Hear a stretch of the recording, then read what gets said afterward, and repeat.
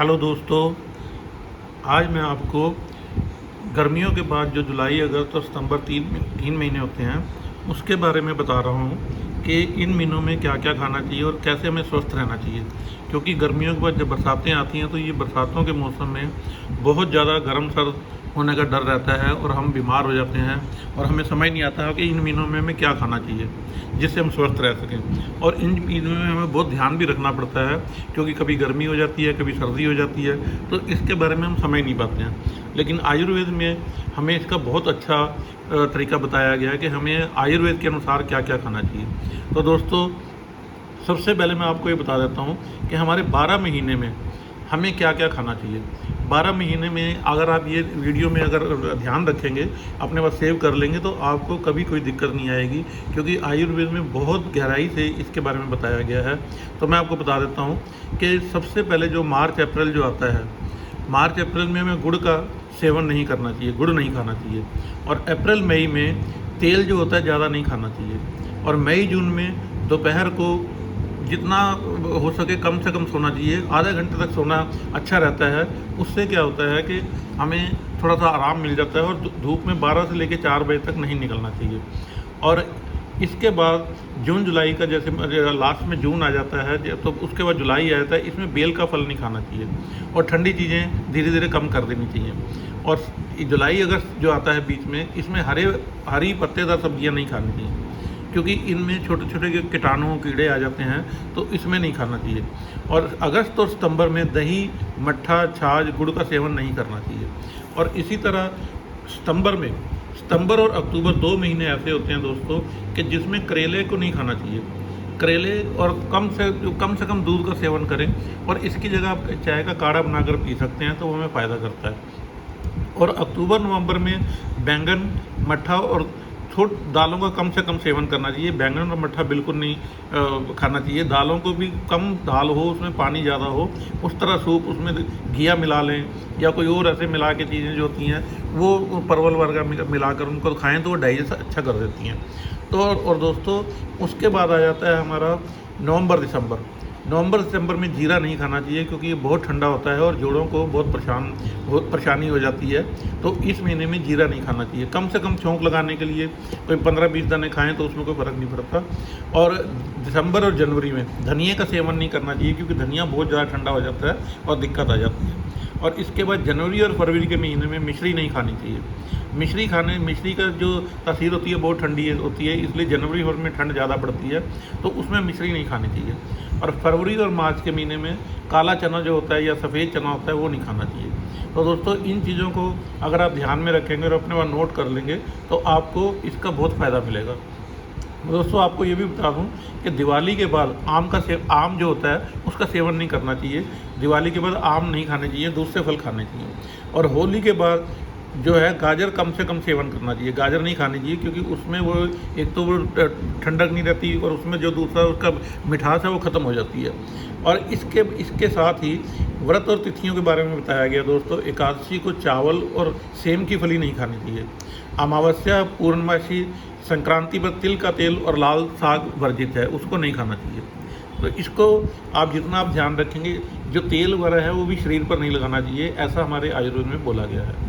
और इसके लिए दोस्तों अब मैं आपको बता देता हूँ कि जुलाई और अगस्त में हमें क्या क्या, जुलाई, अगस्त और सितंबर के महीने में हमें कौन कौन सी सब्जियाँ और जो फल हैं वो हमें फ़ायदा देंगे, उसके बारे में बता देता हूँ। और दोस्तों, मैं आपको ये भी बता दूँ, ये वैद्यनाथ की शोधी हरड़ आती है, हरड़ जिसको बोलते हैं, और इसको आयुर्वेद में हरड़ को माता कहा गया है। इसके बारे में ये भी कहा गया है कि जो बच्चे की माँ है वो तो कुपित हो सकती है, नाराज़ हो सकती है, लेकिन जो हरड़ है, ये हरड़ माता है, ये कभी भी किसी को नुकसान नहीं करती। और इसलिए दोस्तों, वैद्यनाथ की जो लोग वैसे हरड़ नहीं खा सकते, वैद्यनाथ की एक शोधी हरड़ आती है, देखिए मैंने फ़ोटो में दे रखी है, ये बहुत ही अच्छी है और मैं कई सालों से इसको यूज़ कर रहा हूँ। और इसका आप 2 छोटी छोटी गोलियाँ होती हैं, हर खाने के बाद आप 2 या 3 उसको आराम से चूसते रहें। उसके बाद आधा 1 कप गुनगुना पानी या गर्म पानी पी लें, तो आप देखेंगे आपको जितना भी भोजन खाया है वो डाइजेस्ट होने लगता है और आपका पेट नहीं फूलता है। और ये क्योंकि सबसे ज़्यादा समस्या बरसातों में आती है, जुलाई, अगस्त और सितंबर में। इन चीज़ों को आप ध्यान रखेंगे तो शोधी हरड़ आप खाते रहेंगे तो आपको बहुत फ़ायदा करेगा। और अब दोस्तों, मैं बता देता हूँ आपको जुलाई और अगस्त महीने में हमें क्या खाना चाहिए। दोस्तों, लौकी और जो तोरी आती है, बॉटल गार्ड और रिच गार्ड जिसको बोला जाता है, ये दोनों सब्जियां बहुत हल्की होती हैं और आसानी से पच जाती हैं, शरीर में पानी की कमी नहीं होने देती हैं। और इसको दोस्तों आप अगर वैसे नहीं खा सकते तो इसका सूप बना के खा सकते हैं, दालों में डालकर उसको यूज़ कर सकते हैं, तो ये बहुत अच्छा फ़ायदा करती हैं। या आजकल जैसे वो सांभर बनती है, सांभर में भी ये सब्जियां डालकर आप खा सकते हैं। और मैं आपको ये बता दूं, अगस्त सितंबर में पत्तेदार सब्जियां जैसे साग हो गया, पालक हो गई, बथुआ हो गया, जो जितने भी पत्ते वाली सब्जियां हैं उनको नहीं खाना चाहिए, क्योंकि उसमें कीटाणु और बैक्टीरिया रहते हैं। और सब्जियों में देखिए, जुलाई अगस्त सितंबर जो 3 महीने हैं, इसमें लौकी हो गई, घिया जिसको बोलते हैं, कद्दू हो गया, तोरी हो गई, टिंडा हो गई, भिंडी हो गई और परवल, ये चीज़ें आपको बहुत फ़ायदा करती हैं। इसको किसी भी रूप में आप सूप बनाकर पी लीजिए, सांभर बना के खा लीजिए, या दाल में डाल के कर लीजिए, ये बहुत फ़ायदा करता है। और दोस्तों आपको ये भी बताना है कि फल जो हैं इस समय नाशपाती, आड़ू, सेब और अनार, ये बहुत फ़ायदा करते हैं, इसलिए इनको खाते रहें तो आपको बहुत फ़ायदा करेंगे ये। और बरसात के मौसम में आपको एक और बात बतानी है दोस्तों, कि दही और छाछ से बिल्कुल नहीं खाना चाहिए, क्योंकि इन दिनों इसकी तासीर बहुत ठंडी हो जाती है। और दही वैसे भी नहीं खाना चाहिए, क्योंकि इसमें कीटाणु बढ़ने का डर रहता है। तो इसलिए अभी इन चीज़ों का आप ध्यान रखें और इसके साथ स्वस्थ रहें। और मैं आपको ये भी बता दूं दोस्तों कि इन दिनों उबला हुआ पानी पीना शुरू कर दीजिए। देखिए, जैनी लोग जो हैं ये चौमासा बोलते हैं इसको, और 4 महीने बिल्कुल उबला पानी पीते हैं और बहुत स्वस्थ रहते हैं। तो आप भी उबला हुआ पानी या फ़िल्टर किया हुआ पानी, और थोड़ा सा उसके में क्या है कि शहद डाल के पीते रहेंगे, हल्का सा थोड़ा सा आधा चम्मच, तो आपको फ़ायदा करेगा। नींबू शहद डाल के पी सकते हैं गुनगुने पानी में, तो ये फ़ायदा करती हैं।